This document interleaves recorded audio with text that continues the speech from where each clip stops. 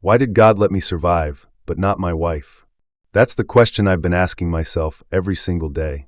And to this day, I still don't have an answer. But I do have a story that begins with my death. That day, it wasn't just rain that came pouring down.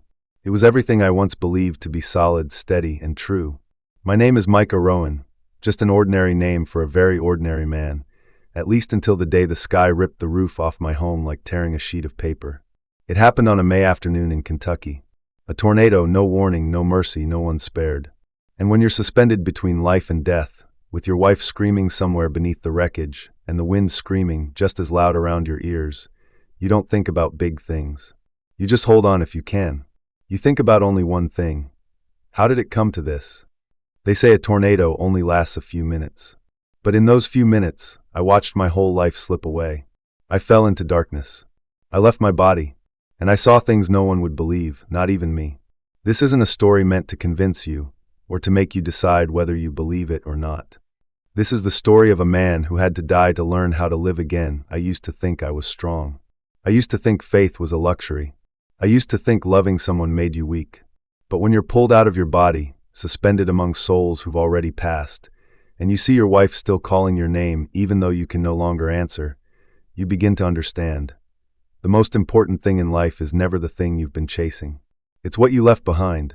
How can a man be dead and still hear his daughter's prayer from the other side of the city? How could I know what my wife whispered in her final moment, after my heart had already stopped? The answer isn't found in this world.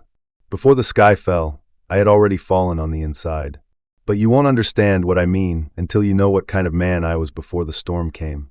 As a child, I used to be afraid of thunder. I imagined it as the roar of some angry god punishing mankind. But as I grew older, I learned something else. The loudest thunder doesn't come from the sky. It comes from deep within your soul. I was a man who had everything except presence. A house big enough that we could walk past each other without saying a word.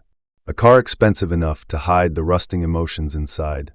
A family big enough to look happy from the outside, but too far apart to ever truly touch. My wife, Rachel, was the only one who still believed in the good left in me long after I had stopped believing in it myself. And my daughter, Ellie, once wrote in her diary, "Dad is so close, but he feels like the farthest one in the house." I was an electrical engineer good at fixing any system, except the one inside myself. I knew how to make lights turn on, but I didn't know how to make my daughter smile. I could spend hours staring at a tangled circuit board, but I wouldn't spare 5 minutes to sit and talk with my wife. I wasn't a bad man. I was just disconnected. I told myself it was work that I was providing for my family. But the truth is, I was hiding from wounds that had never healed, hiding from the fear of facing my wife's eyes that once loved me, once forgave me, and were now quietly dimming. The night before the tornado hit, I slept on the couch, not out of anger, but because there was nothing left to say. Outside, the rain tapped softly on the windows. Inside, something else was rotting away, the silence. I remember thinking, maybe I should apologize. But then came the next thought, I'll do it tomorrow. But tomorrow never came the way I thought it would. I assumed I still had time. But the truth is, death doesn't send a warning. And the worst part of a storm isn't when it hits. It's when you realize you never really lived before it did. I used to worry I'd lose my family. But I never imagined that one gust of wind could bring down both my house and the man I used to be. That morning was so painfully ordinary. I sat there sipping coffee, staring blankly at the weather report, just like I did every other morning. The same numbers, the same blinking radar maps. No one ever believes that a single red dot on the screen can rip their life apart in a matter of hours. I remember Ellie asking, "Dad, can you take me to Aunt Jess's? She has a storm shelter there." I mumbled, "Yeah. I'll check on that in a bit." But I never did. By noon, the sky had changed not gray, but a pale, sickly green, like a storm rising from the inside out. Not a single bird sang. There was no wind. Nothing at all except a thick, suffocating silence, like death itself was holding its breath, waiting to explode. And then it came. No warning. No choice. The shrieking howl tore through the sky. Metal crashed against metal. I heard Rachel scream from the kitchen. I heard Ellie yell, "Daddy," from the stairs. I ran. But before I could get to them, something struck my head like a hammer from heaven. I came to just seconds later, buried beneath the wreckage. My eyes opened, but the world was shattered. Everything was spinning. The wind roared like a wild beast. The windows were gone. The walls ripped clean away. The refrigerator lay sideways on a pile of broken bricks. Rachel, where was she? I screamed, but all I heard was a strangled sound caught in my throat. Dust, smoke, and blood. I didn't know whose blood it was, but it was warm, running down my wrist. I tried to crawl out, pulling my leg free from a splintered beam lodged deep into the flesh. And then came a scream that tore through my chest like it was splitting my heart in two. Yelly! There was no answer. Only wind, a furious, howling wind, as if the sky itself was weeping for what it was about to take away. I dragged myself into the living room, just in time to see the entire roof lifted off like a piece of paper. And in that moment I flew. Not with my feet. Not by choice. But by a force greater than anything I'd ever known. It pulled me upward, then hurled me across the room like a toy tossed aside. He slammed me into the kitchen pillar. I heard bones snap. I heard my heartbeat, and then I heard it stop. I could feel it. My body was no longer mine. There was no pain, no fear, only a sense that I was drifting. Everything began to fade. Sounds grew distant, like they were being swallowed by water. I heard Rachel screaming my name, but her voice came from another world, muffled, far away. I wanted to scream back, but I had no mouth. I wanted to reach for her, but I had no hands.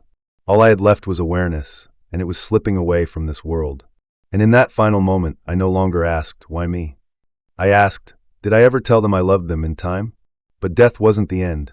It was a door, and what waited for me on the other side of that door wasn't light. It was a darkness so haunting, it chilled me to the core. I'd always heard people talk about a bright light at the end of the tunnel. But what I saw first was darkness. Not the kind you see when you close your eyes. This was deeper. So deep you couldn't tell if you were standing, floating, or dissolving into nothing. I couldn't feel gravity. I couldn't hear a thing. There was no heartbeat, no breath, no form, just awareness drifting through an endless void. A place without time, without a name, without answers, only questions rising from somewhere deep within. Who am I when there is no body left? Did I live my life or just a version of it shaped by fear? If given the choice, would I even deserve to return? And then I began to see myself again. Moments from my life flashed before me like old film reels playing in reverse. The day I first met Rachel. The moment I didn't make it home for Ellie's 7th birthday. The invisible slap I gave my wife through silence. The hug I refused because I thought real men don't show weakness. I watched myself like a stranger in the crowd, and I felt something I hadn't allowed myself to feel in a long time. Compassion. Compassion for the man who once believed that to be strong meant never showing softness. Compassion for the man who ran from love because he never learned how to receive it. I used to blame life for being the storm. But what I didn't see was that I had been the one tearing through the people I loved, like wind ripping shingles from a roof. And then I heard singing. Not from someone else, but from somewhere deep within my soul. It was soft, warm, full of ache like a lullaby sung to a child who had just lost their mother. Then came a voice familiar enough to break my heart. Micah. I turned not with a body, but with the whole of my soul. She was standing there. Rachel. No trace of exhaustion from sleepless nights. No more eyes worn down by quiet suffering. Only a gentle light, so tender it hurt to look at her. I thought you weren't coming back, she said. I thought you'd disappear, without ever understanding what mattered. I wanted to cry, but I had no tears. All I had was regret layered deep across my soul, like a weight I could no longer carry. I'm sorry. I'm sorry for living like I had all the time in the world. I'm sorry for making love something that had to wait. Rachel placed her hand over my heart, or whatever part of me still resembled one, and said softly, not everyone gets to die, and then come back. But I believe you're not finished yet.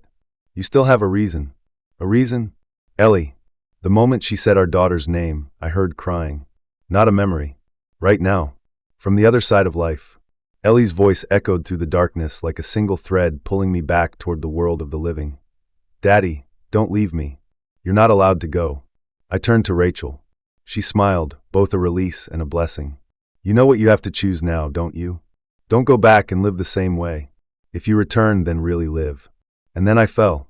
Not downward, but back into my body, back into the pain, the whirring of machines, the sharp scent of antiseptic, back into a world where people were still holding on to me. I heard a nurse shout, "We've got a pulse." And I breathed. For the first time in what felt like forever, a breath that belonged to someone alive. But I knew I was no longer the same man. I had died, and I had been born again. I didn't come back just to exist. I came back to live. But how do you live differently in the same old house, in the same old town, with wounds that never fully healed? I woke up in a body that no longer felt like mine. I didn't recognize myself. Tubes, wires, the sterile smell of alcohol and medicine, machines beeping in rhythm, keeping time for a life just regained. Outside, the rain still fell. But inside, I knew I had returned from a place that words will never be able to describe. The first person I saw when I opened my eyes was Ellie. She was sitting there, hair messy, face streaked with dirt, but her eyes were shining. "Daddy, please don't leave again." I couldn't speak. All I could do was lift my weak hand and wrap it gently around hers. I had once lived out of duty. Now I live for connection. I used to think I had to be strong. Now I'm learning to be weak with courage. I used to run from intimacy. Now I'm learning to sit still and truly listen. When I was discharged from the hospital, I returned to what used to be my home. There was nothing left, just a cold slab of foundation and an oak tree, snapped and fallen. This had once been my house. Now it was only a scar. And yet, for the first time in my life, I felt fully present. I stood in the middle of that wreckage and gave thanks. It wasn't until after I left the hospital that I found the courage to go to the one place I had avoided most, the small cemetery on Willow Hill. The place where Rachel was buried. The place I once swore I would never set foot in, unless she went before me. The car came to a stop beneath the shadow of a newly planted oak, the only living thing left after the storm. I stepped out of the car, a bouquet of purple flowers in my hand, the kind Rachel used to love, though I never once bought them for her while she was alive. People often say, the dead rest easy. It's the living who suffer. But I don't see it that way. The dead leave behind spaces no words can ever fill. I stood in front of the simple white headstone. No epitaph, no quote, just a name, Rachel in Rowan. And just below her name, a small line Ellie had chosen. She gave even when she had nothing left. I sat down, like a child who had lost his mother. I couldn't speak. I could only listen to the silence. I'm sorry for everything I left undone. I know you don't need to hear apologies anymore. But I need to say it so you'll know, you taught me how to live through the very act of dying. I reached into my jacket pocket and pulled out a small folded note, a letter I had written to her from the hospital.